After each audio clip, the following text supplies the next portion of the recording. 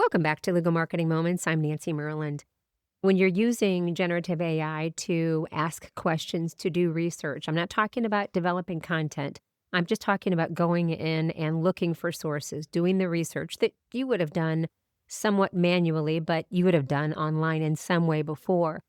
I want you to make sure that you are checking the sources. Even though they are credible sources, they could be old.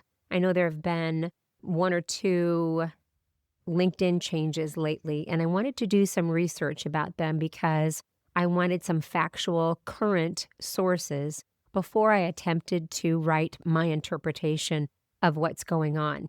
And it looked great, sounds great, reads like it's pretty credible.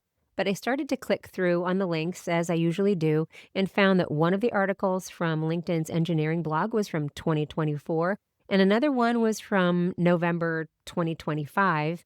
And even though that 2025 one is not that long ago, in social media years and LinkedIn years, that is ages ago.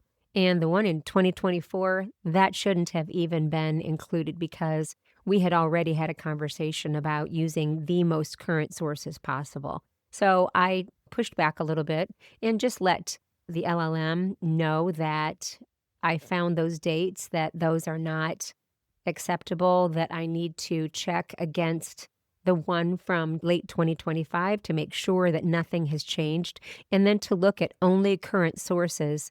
And in another search, I said, just look for LinkedIn's own published blogs and articles about this from their developers, their other people who publish content on a regular basis, because a lot of people write about LinkedIn changes. That doesn't mean they're all correct. So we owe it to ourselves to dig in and do that research. All right. If you have any questions or comments, let me know. Comment here if you can, or email me at nancy@myrlandmarketing.com. And that's my website too, MYRLAND marketing.com. All right. Talk to you next time. Bye-bye.